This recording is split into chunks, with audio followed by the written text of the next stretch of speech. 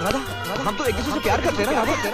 मैं कोई प्यार नहीं करती, मैं तो प्यार कर ही नहीं सकती। तुम तो मुझसे मोहब्बत करती हो राधा। झूठ कहा था मैंने, खेल रही थी तुम्हारे साथ, वो सब सिर्फ।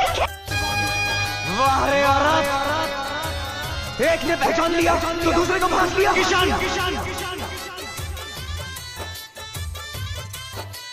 DJ mixer Suresh, DJ mixer Suresh, DJ mixer Suresh. प्रेम के प्रेम दिलवा में हमरा तुम्हें लगवलो, इश्क मोहब्बत का होला हमरा के तुम्हें सिखवलो।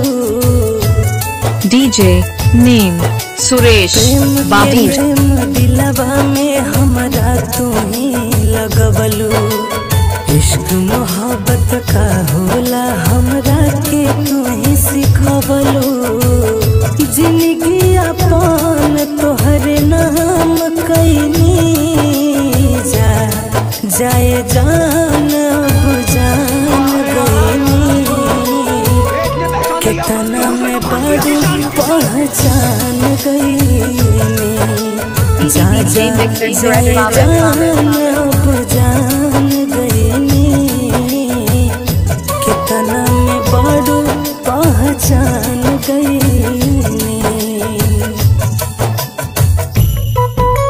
जब इसका झूठ पकड़ा जाता है तो एक और झूठ बोलती है, एक और मनगढ़ंत कहानी सुनाती है। ये तो एक नागिन है, नागिन जो दिलों को डसती है, होश उड़ा ले जाती है, जहर फैला जाती है और फिर नए शिकार के तलाश में।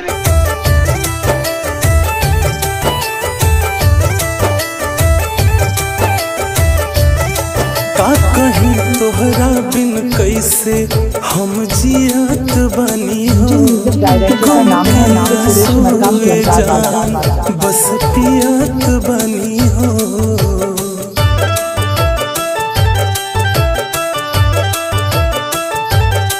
का कहीं तोहरा बिन कैसे हम जियत बनी हो, सोए जान बस पियत बनी हो। तोहर खातिर बदनाम भईनी, जाए जान अब जान गईनी। कितना में बारू पहचान गईनी, जाए जान अब जान गईनी। कितना में बारू पहचान गईनी।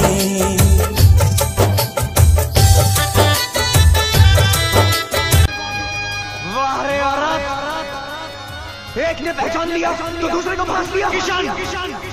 DJ name Suresh Babu, DJ name Suresh Babu, DJ name खुश रहे जान केहू और के बहिया में, कब लौट के आई बुना अब प्यार के रहिया में।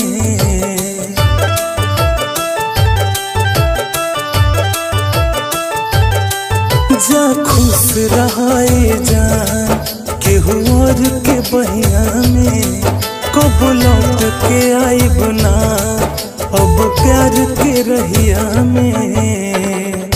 कोई के मोहब्बत नाकाम भईनी, जाए जान अब जान गईनी। कितना में बड़ू पहचान गईनी, जाए जान अब जान गईनी। कितना में बड़ू पहचान गईनी। DJ mixer Suresh, DJ mixer